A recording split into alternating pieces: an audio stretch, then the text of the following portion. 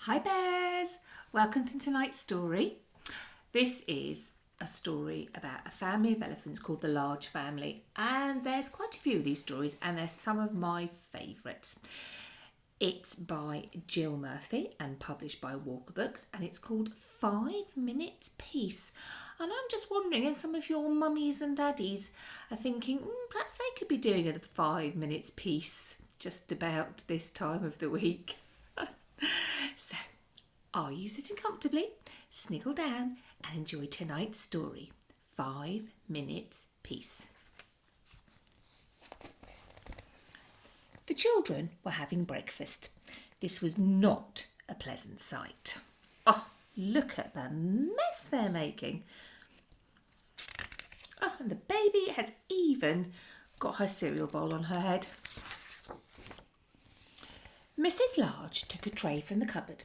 She set it with a teapot, a milk jug, her favourite cup and saucer, a plate of marmalade and toast, and a leftover cake.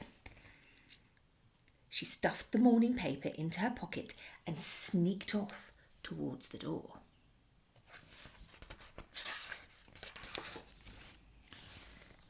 "Where are you going with that tray, Mum?" asked Laura. "To the bathroom," said Mrs. Large. "Why?" asked the other two children.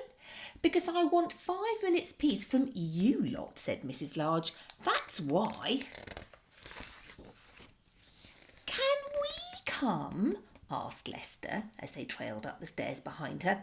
"No," said Mrs. Large, "you can't." "Oh, what shall we do then?" asked Laura.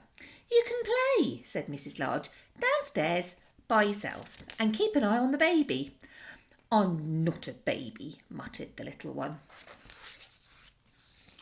Mrs. Large ran a deep, hot bath. She emptied half a bottle of bath foam into the water, plonked on her bath hat and got in. She poured herself a cup of tea and lay back with her eyes closed. Oh, it was heaven. "Can I play you my tune?" asked Lester. Mrs. Large opened one eye. "Oh, must you?" she asked.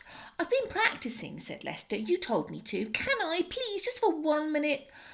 "Oh, go on then," sighed Mrs. Large. So Lester played. He played Twinkle, Twinkle, Little Star 3.5 times. In came Laura. "Can I read you a page from my reading book?" she asked. "Oh, no, Laura," said Mrs. Large. "Go on, all of you, off downstairs." "You let Lester play his tune," said Laura. "I heard you like him better than me. It's not fair." "Oh, don't be silly, Laura," said Mrs. Large. "Go on then, just 1 page." So Laura read. She read 4.5 pages of Little Red Riding Hood. In came the little one with a trunk full of toys. "For you," he beamed, flinging them all into the bath water.